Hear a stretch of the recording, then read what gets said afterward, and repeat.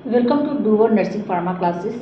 तो आज मैं आप लोगों को चैप्टर 3 यानी कि मेडिकल सर्जिकल नर्सिंग से इम्पोर्टेंट पॉइंट्स बताऊंगी जो कि एग्ज़ाम में हर साल आते हैं और इस साल भी कंफर्म है कि आएंगे। तो आप इसे रिकॉर्ड कर लीजिए, लिख लीजिए आप जो भी मैं आपको पॉइंट्स बताऊंगी और उसको अच्छे से रिवाइज करना है और फिर आपको एग्ज़ाम्स के लिए अपेयर होना है। तो चलिए स्टार्ट करते हैं। पर उससे पहले अगर आपको मेरी वीडियो पसंद आए तो आप उसे लाइक करिएगा और आगे और भी वीडियोज़ आपको मेरे जानने हैं तो आप उन्हें सब्सक्राइब कर लीजिएगा। आगे फ्रेंड्स मैं आपको जो भी इंपॉर्टेंट पॉइंट्स बता रही हूँ इससे रिलेटेड जो भी क्वेश्चंस हैं मैं आपको वो भी प्रोवाइड कराऊंगी इसी चैनल में, तो आप इसी तरह से मेरे चैनल पे बने रहिएगा। तो चलिए स्टार्ट करते हैं मैं अपना MSN का इम्पोर्टेंट टॉपिक्स। तो सबसे पहले आप इम्पोर्टेंट टॉपिक्स में आप कम्युनिकेशन, थेराप्यूटिक कम्युनिकेशंस देख लीजिएगा। थेराप्यूटिक कम्युनिकेशंस में इंपॉर्टेंट क्वेश्चंस बहुत सारे बनते हैं, वैरायटी टाइप के क्वेश्चंस बनते हैं, तो आपको देखना है। थेराप्यूटिक कम्युनिकेशंस में जो टेक्निक्स है, बेसिकली टेक्निक्स पे ज़्यादा क्वेश्चंस बनते हैं। टेक्निक्स आपके क्या क्या है, जैसे ब्रॉड ओपनिंग है, क्लैरिफाइंग है, फिर कॉन्क्रीटनेस है, कॉन्फोर्टेशन है, एम्पैथी, फोकसिंग, साइलेंस, ये सारे आपके टेक्निक्स हैं जिन पे क्वेश्चंस आपके बनते हैं। तो ये सारे टेक्निक्स आप अच्छे से देख लीजिएगा थोरो, ताकि कैसे भी क्वेश्चंस पूछे, कैसे भी घुमा के पूछे तो आप उसे कर पाएँ। नेक्स्ट आप देख लीजिएगा वुंड केयर। वुंड केयर पे भी क्वेश्चंस बहुत बनते हैं। तो वुंड केयर्स में आप टाइप्स देख लीजिए। टाइप्स में आपके एक्यूट और क्रोनिक वुंड्स आते हैं, वो आपको देखना है। फिर आपको देखना है wound healing process. Wound healing process तो बहुत इंपॉर्टेंट है। ये क्वेश्चंस तो आप देखोगे अधिकतर एवरी एग्जाम्स में आए हुए हैं। इसे आपको इनमें से आपको मतलब सिस्टमेटिक नहीं रहता है, 4 ऑप्शंस में रहते हैं क्वेश्चंस। तो किसके बाद कौन सा फेज आता है इस तरह से आपको सही करने के लिए आपको पूछेगा। तो आपको ऑप्शंस में जो सही होगा अकॉर्डिंग, मतलब कैसे आपका वुंड हीलिंग का क्या प्रोसेस है ये आप अगर जानते रहोगे तो आप सही ऑप्शंस को टिक कर पाओगे। तो सबसे पहले आपका वुंड हीलिंग प्रोसेस में क्या, मैं थोड़ा सा आपको बता देती हूँ, याद आपको आ जाएगा और आप उसे रिवाइज कर पाओगे। Primary intention, secondary intentions, tertiary intentions होते हैं, फिर इन्फ्लामेटरी फेज आता है, फिर प्रोलिफरेटिव फेज आता है, फिर इपिथेलियल, फिर मैचुरेशन फेज आता है। इस तरह से आप सिस्टमेटिक आप इसे अच्छे से पढ़ लें, इस तरह से केयर्स आता है। फिर नेक्स्ट आपका आपको इस टॉपिक से क्वेश्चन पूछेगा कि वुंड हीलिंग का क्या मैनेजमेंट है, ट्रीटमेंट क्या है, और एज ए नर्स आप कैसे इसे मैनेज करोगे और क्या ट्रीटमेंट दोगे। इस तरह का क्वेश्चन आपका इस टॉपिक से बनेगा, तो आप इसे अच्छे से पढ़ लोगे, रिवाइज कर लोगे। नेक्स्ट आप देख लेंगे इन्फ्लामेशन। इन्फ्लामेशन से भी बहुत क्वेश्चंस आते हैं। इन्फ्लामेशन तो एक इंपॉर्टेंट टॉपिक्स है। ये हॉस्पिटल से रिलेटेड हर केसेस में हमें इन्फ्लामेशन वाली चीज़ें देखने सुनने को मिलती है। तो इन्फ्लामेशन भी बहुत इंपॉर्टेंट है। इनमें कितने फेजेस हैं, 3 फेजेस है, प्राइमरी, सेकेंडरी, टर्सरी। वो क्या क्या है आप उन्हें अच्छे से देखे थोरो हो लेंगे। नेक्स्ट सबसे इंपॉर्टेंट, इसमें आप 2 स्टार्स दीजिएगा। सब फ्लूइड इम्बैलेंस। फ्लूइड इम्बैलेंस क्या है, टाइप्स ऑफ पैरेंटल सॉल्यूशंस क्या है।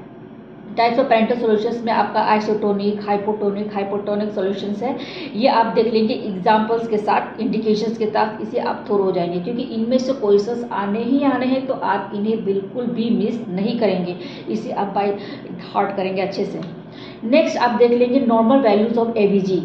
नॉर्मल वैल्यूज ऑफ एवीजी भी बहुत इंपॉर्टेंट है। इनमें से भी हर साल क्वेश्चंस बनते हैं, तो इनमें भी यहाँ से भी आपको देखना है पीएच क्या है, PaCO2 क्या है।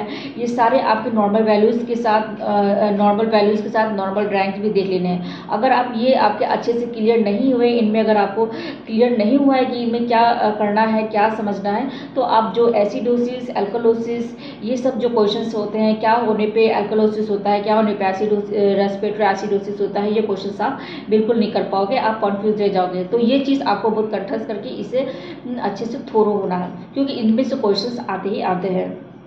नेक्स्ट आप इनमें भी 2 स्टार लगा लीजिएगा। Calculations of drug, calculations of body mass index, sorry ये क्वेश्चंस, इनमें से भी क्वेश्चंस एक न एक क्वेश्चंस तो आपके आएंगे ही। BMI पे इनमें भी क्वेश्चंस बनते हैं, तो आप इसे भी फॉर्मूला के साथ देख लेंगे। BMI आपका क्या है, weight in pounds by height in inch, height in inches into 703। ये आपकी फॉर्मूला है। इस पे क्वेश्चन आपके जो वैल्यूज होंगे आपको पुट करके आंसर लिखाना है, तो आपके फॉर्मूला एकदम अच्छे से याद होने चाहिए। नेक्स्ट आप देख लेंगे पेन। पेन में आप असेसमेंट देख लेंगे, रेटिंग स्केल 0 to 10 का होता है पेन का रेटिंग स्केल। आप इनमें से देख लोगे कौन सा माइल्ड, मॉडरेट, सीवियर पेन है, आपको ये समझना पड़ेगा। तो अगर रेटिंग स्केल्स आया तो आप इसे कर पाओगे। पेन का क्लासिफिकेशन देखेंगे। पेन का क्लासिफिकेशन आपका एक एक्यूट पेन है, एक क्रोनिक। एक्यूट में क्या क्या होता है, क्रोनिक में क्या कंडीशंस होती है, और अकॉर्डिंग टू दैट आप क्या मैनेजमेंट दोगे एज ए नर्स, ये आपको समझना पड़ेगा, तब आप कर पाओगे। इसमें क्या ड्रग देंगे, एक्यूट क्रोनिक के लिए आप कौन सा ड्रग दोगे, एनाल्जेसिक, ओपियोइड्स दोगे, कौन सा कंडीशन में दे सकते हो, कौन से कंडीशन में नहीं दे सकते हो, ये भी चीज़ आपको साथ ही साथ देखते चलना है और इसे पढ़ना है। नेक्स्ट आप देख लोगे stages of death and dying. Stages of death and dying में क्वेश्चंस बनते हैं, तो आप इन्हें भी देख लोगे, रिवाइज कर लोगे। नेक्स्ट आप देख लीजिएगा adult growth and development. Adult growth and development पे भी क्वेश्चंस बनते हैं, प्रिंसिपल्स पे बनते हैं, principles of growth and development. Theories पे भी देख लीजिएगा। फिर stages of growth and development. Stages of growth और डेवलपमेंट में तो क्वेश्चंस बहुत बनते हैं, अच्छे अच्छे क्वेश्चंस बनते हैं ग्रोथ एंड डेवलपमेंट में।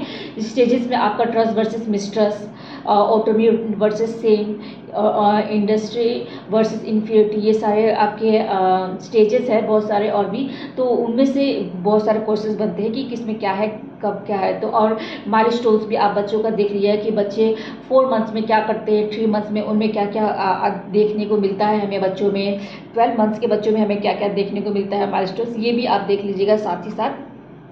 तो ये सारे एग्जाम्स में बनते हैं, तो आप इन्हें भी देखोगे।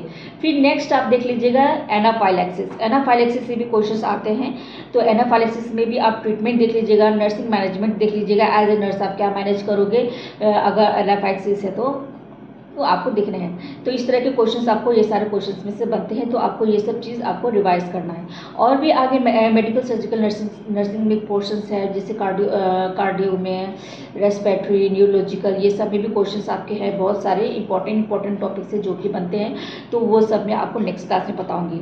तो आप ज़्यादा परेशान मत होइए, मैं आपको